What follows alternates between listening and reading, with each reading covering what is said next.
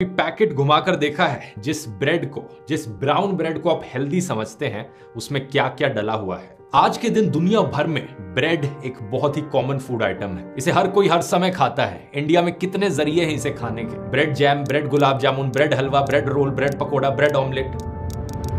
लेकिन सवाल यहां पर यह है कि इस ब्रेड के अंदर एक्चुअली में डला क्या हुआ है और ये आपकी हेल्थ के लिए सही है या हानिकारक है। व्हाइट ब्रेड और ब्राउन ब्रेड के बीच में क्या अंतर है, रोटी से इसे कैसे कंपेयर किया जा सकता है। पिछली बार जैसे मैंने कोल्ड ड्रिंक्स की गहराई से एनालिसिस करी थी, आज के इस वीडियो में आइए जानते हैं ब्रेड को गहराई से। You want to grow bigger and stronger, don't you? A sandwich daily and 2 slices of Wonder Bread every meal give you 8 elements you need. All day long, eat Sunbeam bread and renew energy as you burn it up. Utilize the strength of steel for kneading the rising dough. Yeast can make the bread even livelier. For wonderful flavor combined with sound food values, serve Schmidt's Blue Ribbon Bread in the pantry pack. Filled with the goodness of wheat. Her slice में सेहत। सबसे पहले basic से शुरुआत करते हैं। ये bread actually में होती क्या है। बेसिकली देखा जाए तो ब्रेड 4 मेन चीजों से बनती है। पहला फ्लावर यानी आटा या मैदा हो गया। दूसरा पानी, आटे और पानी को साथ में मिलाकर डो बनाया जाता है जैसे हम रोटी बनाते वक्त भी करते हैं। तीसरा नमक यानी सॉल्ट और चौथा यीस्ट। आप पूछोगे यहाँ पर नमक डालने का क्या पर्पस बना ब्रेड में, तो नमक के 3 मेन कारण होते हैं। पहला यह है कि नमक एक नेचुरल एंटीऑक्सीडेंट है, एक नेचुरल प्रिजर्वेटिव का काम करता है जिसकी वजह से ब्रेड को ज्यादा देर तक स्टोर करके रखा जा सकता है। दूसरा, ब्रेड का टेस्ट बेटर हो जाता है थोड़ा नमक डालने से। और तीसरा और मोस्ट इंपॉर्टेंटली, नमक की वजह से जो ग्लूटेन स्ट्रैंड्स होते हैं वो ज्यादा मजबूत बनते हैं। आटा गूंदने को इंग्लिश में कहा जाता है नेडिंग द डो। और जब आप ये करते हैं, जो आटे के अंदर ग्लूटेन मौजूद होता है वो साथ जुड़ने का काम करता है जिसकी वजह से ब्रेड या रोटी हो गई वो एक पीस में बने रहते हैं। और नमक डालने से ये ग्लूटेन स्ट्रैंड्स और मजबूत होते हैं। फिर आता है हमारा चौथा इंग्रेडिएंट यानी यीस्ट। यीस्ट बेसिकली दोस्तों सिंगल सेल्ड माइक्रो ऑर्गेनिजम्स होते हैं जो कि फंगाई ग्रुप में आते हैं। हिंदी में हम इन्हें खमीर कहते हैं। जब ये माइक्रो ऑर्गेनिजम्स आटे में मौजूद कार्बोहाइड्रेट्स के साथ रिएक्ट करते हैं तो 2 चीजें रिलीज होती हैं, इथेनॉल और कार्बन डाइऑक्साइड। इस पूरे प्रोसेस को आपने स्कूल में पढ़ा होगा, फर्मेंटेशन बुलाते हैं। अब इस रिएक्शन में जो कार्बन डाइऑक्साइड के बबल्स रिलीज होते हैं वो एक्चुअली में ग्लूटेन स्ट्रैंड्स में ट्रैप हो जाते हैं जिसकी वजह से एक ब्रेड फूलती है। तो आप नोटिस करोगे जैसे फोटो में आपको दिखेगा कि कैसे ब्रेड के अंदर ये इतने सारे ओवल शेप के, गोल शेप के बबल्स टाइप के दिखने लग रहे हैं। लेकिन इस रिएक्शन में इथेनॉल भी रिलीज होती है और जैसा कि आप जानते हैं इथेनॉल अल्कोहल ही होती है। तो उस अल्कोहल का क्या होता है, जब हम इस फर्मेंटेड आटे को अवन के अंदर डालते हैं, बेक करना शुरू करते हैं तो वो इथेनॉल इवेपोरेट हो जाता है और इथेनॉल की इवेपोरेशन से ब्रेड और ज्यादा फूलने लगती है।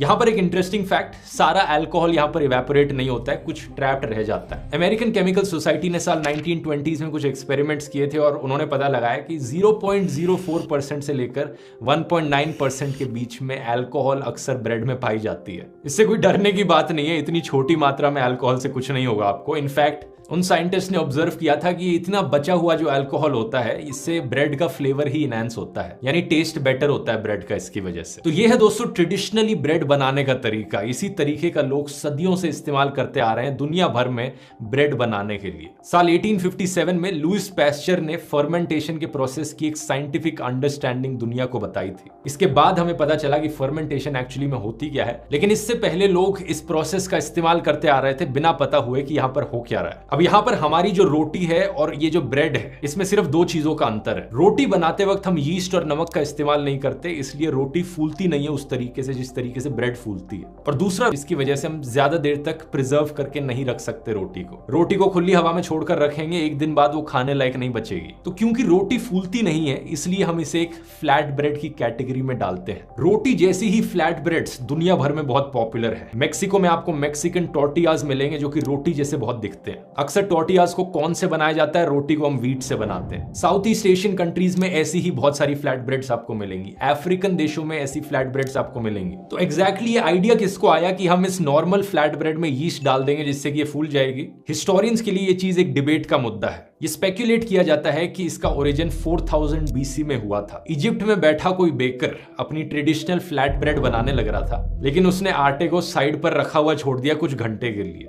और हवा में वाइल्ड यीस्ट मौजूद थी जो उससे आके इंटरेक्ट करने लग गई। फिर जब उस बेकर ने इस आटे को अपने पुराने जमाने के अवन में डाला तो वो फूलने लग गया। हैरान हो गए सब, ये क्या होने लग रहा है। उन्होंने देखा कि ये खाने में और भी ज्यादा सॉफ्ट है, मजा आ रहा है, फिर से करने की ट्राई करते हैं। उन्हें लगा कि आटे को हवा में रख देंगे तो ऐसी ब्रेड बन पाएगी, लेकिन ये चांस की बात होती थी कि हवा में कोई वाइल्ड यीस्ट है या नहीं है, अक्सर नहीं मिलती थी उन्हें। फिर किसी ने देखा कि हम पुराने आटे का इस्तेमाल कर सकते हैं जिसमें यीस्ट है, उसे नए आटे के साथ में रख सकते हैं जिससे यीस्ट इधर से उधर चली जाए और वहां पे भी यीस्ट पहुंच जाए। इस तरीके से धीरे धीरे इंसानों ने डेवलप किया ये ब्रेड बनाने का प्रोसेस। आज से करीब 2000 साल पहले 300 BC में एंशिएंट रोम में बेकिंग को एक आर्ट माना जाता था। एक बड़ा ही रिस्पेक्टेबल प्रोफेशन हुआ करता था बेकिंग।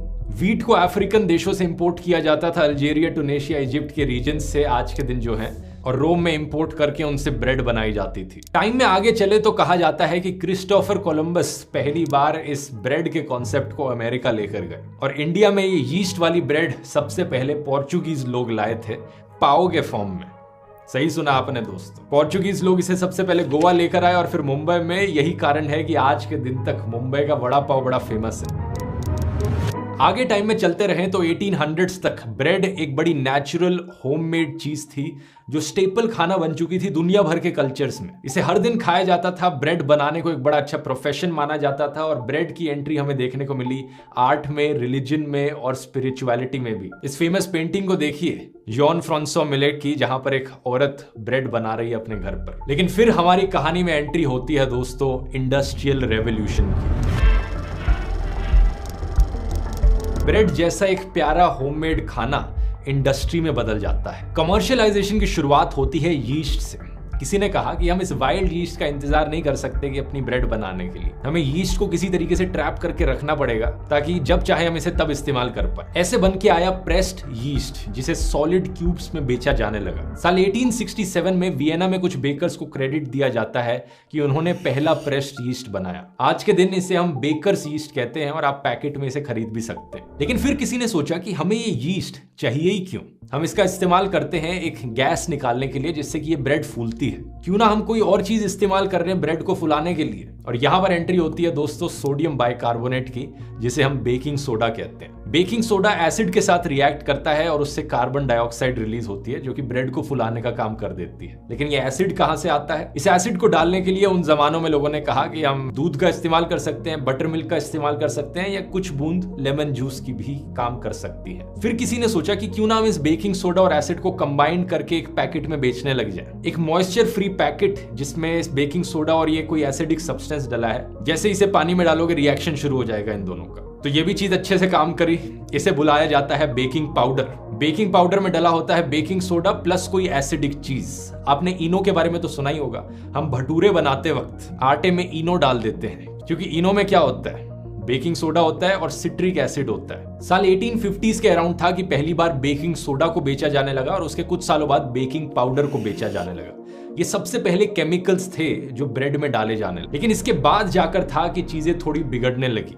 साल 1873 में एडमंड ला क्रॉइक्स ने स्विस स्टील रोलर को इंप्रूव किया। एक ऐसी मशीन बनाई इस आदमी ने जो बड़े एफिशिएंट तरीके से गेहूं के अलग अलग हिस्से को सेपरेट कर सकती थी। अब पहले आप ये देखिए दोस्तों कि एक व्हीट या गेहूं के एक दाने के क्या अलग अलग पार्ट्स होते हैं। सबसे पहले सबसे बाहर की लेयर को हम कहते हैं ब्रान, जो ब्राउन कलर की दिख रही है। ज्यादातर न्यूट्रिएंट्स, विटामिन्स और मिनरल्स इसी लेयर में होते हैं। इसके नीचे आता है सबसे मोटा और सबसे बड़ा हिस्सा इसका, जिसे एंडोस्पर्म कहते हैं। ये मोस्टली स्टार्ची कार्बोहाइड्रेट होता है, इसमें ज्यादा न्यूट्रिएंट्स नहीं होते उतने। और इसके अंदर वाले पार्ट को फिर हम कहते हैं जर्म। अब जब हम होल व्हीट और रिफाइंड व्हीट की बात करते हैं तो सिंपली डिफरेंस ये होता है कि जो बाहर की ब्रान की आउटर लेयर है उसे निकाल दिया गया है। रिफाइंड फ्लावर में बाहर की लेयर नहीं डली होती जो कि सबसे ज्यादा न्यूट्रिशियस होती है। एक तरीके से वैसा ही हो गया जैसे कि जब आप एप्पल खा रहे हो, आप जानते ही होंगे एप्पल में जो सबसे ज्यादा अच्छी चीजें हैं वो एप्पल के छिलके में होती हैं। अब आप सारा छिलका काट के एप्पल खिला दो तो उतने न्यूट्रिएंट्स नहीं मिलेंगे आपको। छिलका ही यहाँ पर सबसे हेल्दी चीज है खानी। तो यही डिफरेंस है यहाँ पर दोस्तों आटे और मैदा में भी। आटा होल व्हीट से बनता है और मैदा यहाँ पर रिफाइंड व्हीट से। अब इन भाई साहब की इस नई मशीन की वजह से साल 1873 के बाद बहुत आसान हो गया मैदा को बनाना। उससे पहले भी मैदा बनाई जाती थी लेकिन इतना आसान नहीं था। तो ये सबसे पहली नुकसानदायक चीज थी जो ब्रेड के इतिहास में हुई। अब दूसरी चीज जो इसके बाद हुई वो और भी खतरनाक थी। जो आटा गेहूं से निकलता है वो व्हाइट कलर का बनता है जब वो ऑक्सीजन के साथ रिएक्ट करता है एटमॉस्फेयर में, लेकिन इस रिएक्शन को होने में थोड़ा टाइम लगता है, तो आटे को जो व्हाइट कलर है वो थोड़े टाइम के बाद ही मिलता है। लेकिन इंडस्ट्रीज में बैठी इन बड़ी बड़ी कंपनीज के पास टाइम नहीं था, उनके लिए टाइम ही पैसा था। वो अपने कस्टमर्स को अपीज करना चाहते थे ज्यादा से ज्यादा व्हाइट फ्लावर दिखाकर, और वो इंतजार नहीं कर सकते थे उस रिएक्शन के होने का। तो उन्होंने क्या किया, आटे को जबरदस्ती व्हाइटन करना शुरू किया चौक, एलम और बोरैक्स जैसे केमिकल्स डालकर। 1898 में पहली बार ब्लीचिंग एजेंट्स आने लगे, nitrogen peroxide, benzoyl peroxide, chlorine dioxide, nitrogen dioxide, ozone. ये बड़ी बड़ी कंपनियां ब्लीच करने लगी आटे को, बस इसलिए क्योंकि ये चाहती थी कि कंज्यूमर्स की आंखों में दिखे कि ये देखो हमारा जो आटा है सबसे व्हाइट कलर का है। इसके पेटेंट्स फाइल किए जाने लगे ब्रिटेन, यूएसए और फ्रांस जैसे देशों में। उस वक्त कई लोग थे जो इसके सख्त अगेंस्ट थे, उन्होंने देखा कि ये यहाँ पर क्या होने लग रहा है। कई लीडर्स ने इसके खिलाफ आवाज उठाई, जैसे कि अमेरिकन केमिस्ट हार्वे वाइली, जिन्होंने स्लोगन दिया था save the bread save the nation. लेकिन जब बात कोर्ट में गई तो ब्रेड बनाने वाली कंपनीज ने आर्ग्यू किया कि ये जो हम नाइट्रेट्स और केमिकल्स यूज करने लग रहे हैं इतनी ज्यादा मात्रा में इस्तेमाल नहीं कर रहे हैं तो कोई इतना हार्मफुल नहीं होगा। इसलिए आज के दिन तक अमेरिका में आटे की ब्लीचिंग करी जाती है। एक बड़ा फेमस केमिकल ब्लीचिंग एजेंट जो ये लोग इस्तेमाल करते हैं उसका नाम है पोटेशियम ब्रोमेट। साल 1916 में पहली बार पोटेशियम ब्रोमेट का इस्तेमाल किया गया ब्रेड पर। इससे ब्रेड ना सिर्फ और ज्यादा व्हाइट होती थी बल्कि और ज्यादा फूलती भी थी। लेकिन प्रॉब्लम यह है कि आज हम इस केमिकल को जानते हैं कि इससे किडनी प्रॉब्लम्स हो सकती हैं और थायराइड कैंसर होता है चूहों में। यही रीजन है कि इस केमिकल को यूरोपियन यूनियन, कनाडा, ब्राजील और चाइना में बैन किया जा चुका है। इंडिया का क्या है यहाँ पर? मई 2016 में एक लैब स्टडी करी गई थी centre for science and environment के द्वारा। इन्होंने हानिकारक पोटेशियम ब्रोमेट और पोटेशियम आयोडाइड चेक करने के लिए 38 अलग अलग ब्रेड सैंपल्स को टेस्ट किया। 84% सैंपल्स में पाया गया कि या तो ये एक या दोनों केमिकल्स मौजूद थे। अच्छी खबर यहां पर यह है कि स्टडी के कुछ दिन बाद all India bread manufacturers association ने खुद से डिसाइड किया कि वो पोटेशियम ब्रोमेट और पोटेशियम आयोडेट का नहीं इस्तेमाल करेंगे ब्रेड बनाते वक्त। एक महीने बाद जाकर इंडियन गवर्नमेंट ने भी बैन लगा दिया पोटेशियम ब्रोमेट पर। पोटेशियम आयोडाइड को रेफर कर दिया गया एक साइंटिफिक पैनल को। इसके बाद इसे बैन किया गया या नहीं, इसको लेकर कोई न्यूज आइटम नहीं मिल पाया अनफॉर्चुनेटली हमारे रिसर्चर को। शॉकिंग चीज लेकिन यह है कि अमेरिका के अंदर आज के दिन ये दोनों केमिकल्स परमिटेड है। आप सोचोगे अमेरिका जैसे डेवलप्ड देश में कैसे हो सकता है? अमेरिका वही देश है दोस्तों जहां से क्रोनी कैपिटलिज्म की शुरुआत हुई है। बहुत सारे ऐसे केमिकल्स जो दुनिया भर के अलग अलग देशों में बैन किए जा चुके हैं, अमेरिका में आपको हमेशा दिखेगा कि उन्हें इस्तेमाल किया जाता है अक्सर। अच्छा, फिर आते हैं हम आर्टिफिशियल प्रिजर्वेटिव्स पर। जैसा मैंने बताया था, नमक को इस्तेमाल किया जाता है एज ए नेचुरल प्रिजर्वेटिव। इसके अलावा हम अदरक, गार्लिक, हनी, क्लोव, सिनेमन, इन सारी चीजों का भी इस्तेमाल कर सकते हैं एज नेचुरल प्रिजर्वेटिव्स, ताकि खाना ज्यादा देर तक टिका रहे। अचार जब हम बनाते हैं, वैसे अचार क्यों इतना ज्यादा दिन तक रखा जा सकता है? क्योंकि उसमें ये नेचुरल प्रिजर्वेटिव्स डले होते हैं, जैसे कि नमक, जिंजर, गार्लिक। अब कुछ जगहों पर ब्रेड में भी ये नेचुरल प्रिजर्वेटिव्स डाले जाते हैं, लेकिन पिछले 100 सालों में आर्टिफिशियल प्रिजर्वेटिव्स बड़े पॉपुलर हुए। 7 जुलाई 1928 पहली बार अमेरिका में एक बेकरी में स्लाइस्ड ब्रेड को बेचा जाने लगा। अभी तक वैसे जब भी मैं ब्रेड की बात कर रहा था, ये ब्रेड ऐसी दिखती थी, लेकिन जब आप अपने दिमाग में ब्रेड की पिक्चर इमेजिन करते होंगे तो आप ये स्लाइस्ड ब्रेड से इमेजिन करते होंगे। ये सिर्फ 1928 में ही था कि इसे पहली बार बेचा गया, बनाया गया, और इसका एक बहुत बड़ा नुकसान था। नुकसान ये था कि ये बहुत आसानी से बासी पड़ जाती थी। तो रिलीज होते ही ये ब्रेड एक बहुत बड़ी फ्लॉप रही। लेकिन अगले कुछ सालों में धीरे धीरे और प्रिजर्वेटिव्स का जब इस्तेमाल किया जाने लगा, शेप में इंप्रूवमेंट्स हुई, तो लोगों को ये स्लाइस्ड ब्रेड और पसंद आने लगी। साल 1943 में अमेरिका ने एक बैन लगाया था स्लाइस्ड ब्रेड के ऊपर, ताकि स्टील बचाया जा सके। लेकिन उस पॉइंट ऑफ टाइम तक लोगों को ये स्लाइस्ड ब्रेड इतनी पसंद आने लग चुकी थी कि लोगों ने प्रोटेस्ट करना शुरू कर दिया उसके अगेंस्ट। 2 महीने बाद इस बैन को हटाना पड़ा। न्यूयॉर्क टाइम्स पर हेडलाइन छपी, sliced bread put back on sale, हाउसवाइफ्स Thums safe again. सबसे बड़ा रीजन यहां पर यही था, आप देख सकते हो हेडलाइन से, कन्वीनियंस। जो बड़ी बड़ी ब्रेड पहले मिलती थी उन्हें काटना पड़ता था, बहुत मेहनत लगती थी उस ब्रेड को काट के रखने में। स्लाइस्ड ब्रेड का मतलब था कि ब्रेड निकाली और खा लिया। अब सीधा फास्ट फॉरवर्ड करते हैं आज के जमाने में, और एक टिपिकल ब्रेड को इन्वेस्टिगेट करके देखते हैं कि उसके अंदर क्या क्या इंग्रेडिएंट्स मौजूद हैं। पिछली बार की तरह मैं ये अज्यूम कर रहा हूं कि किसी भी कंपनी ने झूठ नहीं बोला है, जो चीज सच सच है वो अपने इंग्रेडिएंट लिस्ट में लिख दी है। तो घुमाइए पैकेट को और ये देखिए एक टिपिकल व्हाइट ब्रेड के पीछे क्या लिखा हुआ है। सबसे पहले इंग्रेडिएंट लिस्ट पर है रिफाइंड व्हीट फ्लावर 53%, यानी मैदा। मैदा जैसे मैंने बताया गेहूं के छिलके को काट कर जब गेहूं पीसे जाते हैं तो उससे मैदा बनती है। अब बात क्या है, छिलके में जो फाइबर मौजूद होता है वो आपके ब्लड शुगर को स्टेबल रखने में मदद करता है। बिना छिलके के जो इस मैदा के गेहूं के अंदर कार्बोहाइड्रेट्स होते हैं वो बड़ी जल्दी आपकी ब्लड स्ट्रीम में शुगर के फॉर्म में रिलीज होते हैं और एक शुगर स्पाइक आपको देखने को मिलती है, इंसुलिन स्पाइक होता है। इसे एक दो बारी खाने से तो कुछ नहीं होगा, लेकिन साल भर साल अगर आप मैदा का ही खाना खाते रहेंगे तो आपकी बॉडी में इंसुलिन रेजिस्टेंस हो जाएगी, जिससे इवेंचुअली बाद में जाकर आपको टाइप 2 डायबिटीज हो सकती है। लेकिन यहाँ पर शॉर्ट टर्म में भी एक बुरा असर है। आपका जो बैड कोलेस्ट्रॉल होता है वो मैदा खाने से बढ़ जाता है, खाने की ज्यादा क्रेविंग होती है आपको और मूड स्विंग्स भी आपको देखने को मिलते हैं। वैसे ही अलग अलग खाने से आ रही शुगर स्पाइक्स को मैनेज करना अपने आप में ही एक बहुत बड़ा टॉपिक है, इस पर बहुत डिटेल में बात करी जा सकती है, क्योंकि इन शुगर स्पाइक्स को इफेक्टिवली मैनेज करने से ही आप अपनी थकान दूर कर सकते हैं, आप ज्यादा एनर्जाइज्ड फील कर सकते हैं दिन। दूसरा इंग्रेडिएंट यहाँ पर है शुगर। शुगर यानी एडिड शुगर, एक्स्ट्रा ऐड किया गया उसे, ऐसा नहीं है कि वो नेचुरली मौजूद है यहाँ पर। और जैसा मैंने आपको कोल्ड ड्रिंक्स वाले वीडियो में समझाया था, हमारी बॉडी को कोई भी एडिड शुगर की जरूरत नहीं है, तो जितनी ज्यादा आप शुगर अवॉइड कर सको, एडिड शुगर अवॉइड कर सको, उतना ज्यादा अच्छा है आपके लिए। बाय कंपैरिजन नेचुरल शुगर्स जो आपको फ्रूट्स, फल, मिल्क, ग्रेन्स यहाँ पर मिलेंगी, ये शुगर्स आपके लिए हेल्दी होती हैं। इसे डिटेल में मैं एक्सप्लेन नहीं करूंगा, आप कोल्ड ड्रिंक्स वाला वीडियो जाकर देख सकते हैं अगर समझना हो शुगर के बारे में। इसके बाद अगले इंग्रेडिएंट्स यहाँ पर आते हैं नमक और इमल्सिफायर E481। अब नमक में सोडियम होता है और इस इमल्सिफायर में और भी ज्यादा सोडियम होता है। अगर आप एक्सेस अमाउंट में सोडियम कंज्यूम करेंगे तो आपको हाई ब्लड प्रेशर हो सकता है। लेकिन कितना ज्यादा सोडियम बहुत ज्यादा होता है। अब ब्रेड के पीछे देखेंगे तो आपको दिखेगा कि इस ब्रेड के 100 ग्राम में 497 मिलीग्राम सोडियम है। आमतौर पर लोग 4 से 5 स्लाइसेस खाते हैं एक ब्रेड की एक टाइम पर, उन स्लाइसेस का वजन अराउंड 200 ग्राम्स हो गया। अगर आप इस ब्रेड को 30 ग्राम बटर के साथ खाएंगे तो वहां से 250 मिलीग्राम सोडियम और ऐड हो गया। ये होता है दोस्तों आपकी डेली रिक्वायरमेंट का आधा। तो डेली रिक्वायरमेंट के अगर आप नीचे रहोगे तो सेफ है, अच्छा है, लेकिन ध्यान में रखने वाली चीज है ये कि 4-5 स्लाइसेस ब्रेड के आपने बटर के साथ खाए तो आपकी आधी डेली रिक्वायरमेंट पूरी हो जाती है। रिसर्च हमें बताती है कि अमेरिका में जो डाइटरी सोडियम है उसका टॉप कॉन्ट्रीब्यूटर एक्चुअली में ब्रेड ही है। तो इतनी ब्रेड अगर आप खा रहे हो तो अपने बाकी खाने में नमक पर थोड़ा ध्यान दीजिए। अगला इंग्रेडिएंट लिस्ट में आता है क्लास 2 प्रेजर्वेटिव E282।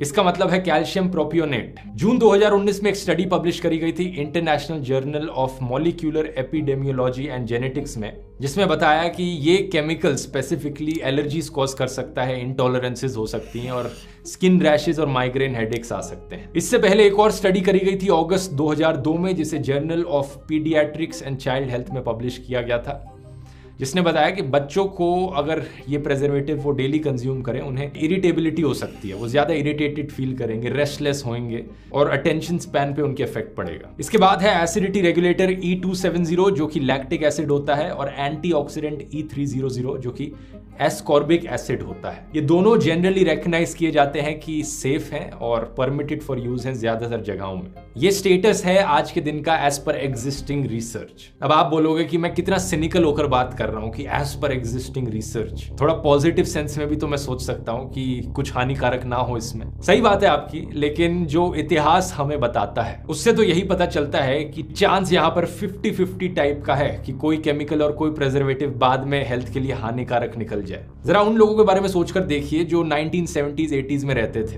वो पोटेशियम ब्रोमेट जैसे केमिकल को अपनी पूरी जिंदगी खाते हुए आए और बाद में एक दिन जाकर उन्हें पता लगता है कि ये तो हेल्थ के लिए कितना हानिकारक है। यूरोपियन फूड सेफ्टी अथॉरिटी की वेबसाइट को देखिए, पिछले ही साल एक बड़ा common food colour E171 ban किया गया। उन लोगों के बारे में सोचिए जो इस फूड आइटम को अपनी पूरी जिंदगी खाते आ रहे हैं जिसमें ये फूड कलर डला हुआ था। उन्हें अब आकर पता चलता है कि भाई अब तो हमारी सरकार ने इसे बैन कर दिया है। ये सिर्फ एक एग्जांपल है, ऐसे बहुत से सब्सटेंसेस हैं जो साल भर साल बैन होते रहते हैं और यहाँ पर सबसे स्ट्रिक्ट रेगुलेशंस मैं कहूंगा यूरोपियन फूड सेफ्टी अथॉरिटी की ही है। लेकिन अमेरिका की भी जो फूड रेगुलेशन अथॉरिटी है वो भी टाइम टू टाइम बहुत से हार्मफुल केमिकल्स को बैन करती रहती है।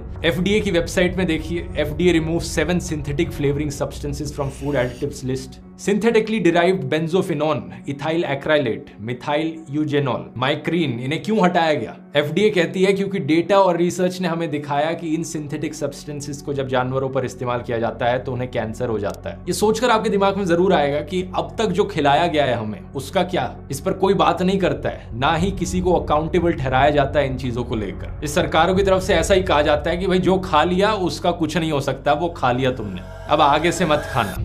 और जैसा मैंने बताया, अक्सर एक देश की सरकार किसी चीज को बैन करती है, दूसरे देशों में वही चीज अलाउड होती है। Banned bread, why does the US allow additives that Europe says are unsafe? Guardian के आर्टिकल को देखिए, फूड एडिटिव और carcinogen, the growing list of chemicals banned by EU but used in US. indiatimes.com का article, ever wondered how many food additives Indians consume that are banned in other countries? इन गिने चुने articles के अलावा main stream media में ये चीजें कभी कवर नहीं की जाती। ऐसा कैसे हो सकता है जिस चीज को यूरोप में बैन किया गया खाने के लिए उसे इंडिया में और अमेरिका में खाने दिया जा रहा है लोगों को? एनीवेज, बात करते हैं ब्राउन ब्रेड की। कुछ लोग कहते हैं कि चलो व्हाइट ब्रेड की जगह हम ब्राउन ब्रेड खा लेते हैं, वो ज्यादा हेल्दी होती है। मेन डिफरेंस ब्राउन ब्रेड में यह है कि मैदा की जगह होल व्हीट फ्लावर का इस्तेमाल किया जाता है। लेकिन इस फेमस ब्राउन ब्रेड के पैकेट के पीछे आप देखेंगे तो आपको दिखेगा कि यहाँ पर होल व्हीट फ्लावर इस्तेमाल किया गया है 53%। लेकिन बाकी इंग्रेडिएंट्स को भी आप वहां पर देख सकते हैं कि कितने प्रेजर्वेटिव्स डाल रखे हैं आर्टिफिशियल। एक बड़ी फेमस कंपनी की ब्राउन ब्रेड है जिसमें बड़ी इंटरेस्टिंग चीज देखने को मिलती है। सबसे पहला इंग्रेडिएंट लिखा हुआ है व्हीट फ्लावर 32%, उसके बाद लिखा हुआ है रिफाइंड व्हीट फ्लावर यानी मैदा। यानी ब्राउन ब्रेड में ये मैदा भी डाल रहे हैं और आटा भी डाल रहे हैं और फिर इसे ब्राउन ब्रेड कहने लग रहे हैं। चीटिंग करता है तू।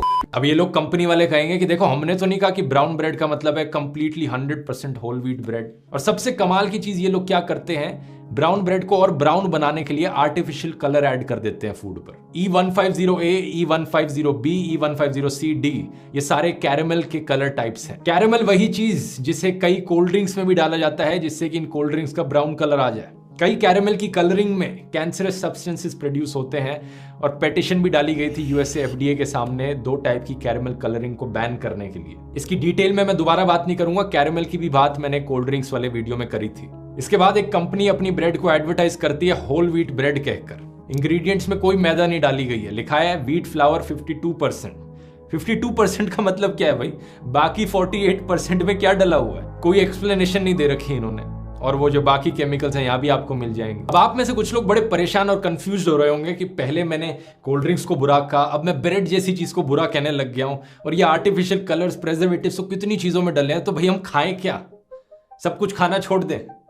मैं इमेजिन कर सकता हूं आपके कुछ लोगों के दिमाग में पक्का यही चीज आ रही होगी। ये बात सच है कि ये जो आर्टिफिशियल प्रेजर्वेटिव्स, कलर्स हैं, ऐसी चीजें बहुत सारे हमारे फूड आइटम्स में आपको मिल जाएंगी। लेकिन यहाँ पर हेल्दी खाना क्या है ये जानना इतना मुश्किल नहीं है और बहुत सारी हेल्दी चॉइसेस आपके पास एक्चुअली में अवेलेबल हैं। ब्रेकफास्ट में आप दलिया खा सकते हैं फॉर एग्जांपल, जो कि एक्चुअली में होल ग्रेन से बनता है। उसे दूध में कुक करके खा सकते हैं या ओट्स खा सकते हैं। ओट्स को दूध में मिलाकर खा सकते हैं जो कि फिर से होल ग्रेन्स हैं, हेल्दी ग्रेन्स हैं। ओट्स को आप वेजिटेबल्स के साथ खा सकते हैं। बाजरे की खिचड़ी खा सकते हैं आप दही के साथ। फ्रूट्स खा सकते हैं नाश्ते में। बादाम, अखरोट, कैश्यू नट्स जैसी नट्स खा सकते हैं इन सब के साथ। स्प्राउट्स भी एक बहुत अच्छा ऑप्शन होते हैं। हमारा ट्रेडिशनल इडली सांबर खा सकते हैं आप, हाईली न्यूट्रिशियस ब्रेकफास्ट है वो। ये जो सारे खाने के ऑप्शंस मैंने आपको बताए, हेल्दी ऑप्शंस, आप जानते हैं इन सब में क्या चीज कॉमन है? ये सब घर में बना हुआ खाना है। जो चीज आप घर में फ्रेश बनाते हैं, रॉ इंग्रेडिएंट से बनाते हैं, उनमें आपको ये आर्टिफिशियल प्रेजर्वेटिव्स और कलर्स डालने की जरूरत नहीं पड़ती। तो ये घर में बनाई हुई चीजें इसलिए हमेशा हेल्दी होती हैं। ये नहीं कह रहा कि सारा घर का बनाया हुआ खाना हेल्दी होता है। ऑब्वियसली अगर आप बहुत ज्यादा बटर डालोगे, फ्राई करोगे चीजों को, जैसे भटूरे खाओगे, वो कोई हेल्दी नहीं होते इतने। लेकिन फिर भी आप में से कुछ लोग इंसिस्ट करेंगे कि नहीं भाई मुझे तो ब्रेड ही खानी है। ब्रेड में कौन सी ब्रेड अच्छी है? तो अगर आपको ऐसा लगता है कि ब्रेड ही खानी है तो उस ट्रेडिशनल तरीके पर वापस आ जाइए जिसकी बात मैंने वीडियो के शुरू में करी थी।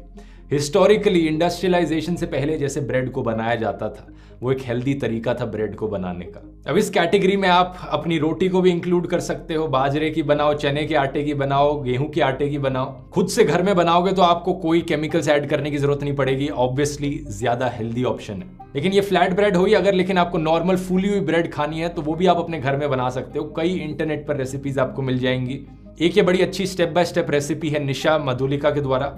और अगर आप वो कमर्शियली पैकेट यीस्ट भी नहीं खरीदना चाहते तो आप एंशिएंट इजिप्शियंस की तरह ब्रेड बना सकते हो, वाइल्ड यीस्ट ब्रेड, जिसे सावरडाउ ब्रेड भी कहा जाता है। ये वाली बनाने में पेशेंस जरूर लगेगा थोड़ा। इसके लिए एक अच्छी रेसिपी है पार्थ बजाज के द्वारा। ये दोनों वीडियोस आप देख सकते हैं अगर आपको घर में अपने ट्रेडिशनल तरीके से वो वाली ब्रेड बनानी है फूलने वाली। तो इसके अलावा अगर आपके पास ऑप्शन है किसी लोकल बेकरी से ब्रेड खरीदने का तो वो भी एक अच्छा ऑप्शन हो सकता है। इंडिया में ज्यादा ऐसी ब्रेड खरीदने के लिए लोकल बेकरी शायद आपको मिलेंगी नहीं, क्योंकि यूरोप में ज्यादा कॉमन है इस तरीके की ब्रेड बनाना, स्पेशली ये जो सावरडो ब्रेड होती है।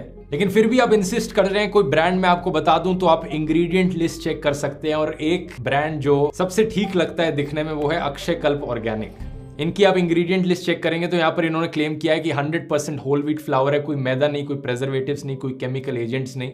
और हाँ, यहाँ पर मैं क्लियर करना चाहूंगा, इन्होंने इस वीडियो को स्पॉन्सर नहीं किया है, कोई ब्रांड एंडोर्समेंट नहीं मिली है इनकी तरफ से। बस जेन्युइनली रिसर्च करते हुए पता लगा है कि अलग अलग कंपनीज की ब्रेड के पीछे इंग्रेडिएंट लिस्ट चेक करो और किन में क्या क्या डला है। तो ये थी कहानी दोस्तों ब्रेड की। जाने से पहले एक चीज मैं आपको कहना चाहूंगा, एक बड़ी सिंपल चीज याद रख लीजिए अगर सुनकर बहुत कंफ्यूजन हो रहा है, क्या हेल्दी है क्या नहीं हेल्दी है।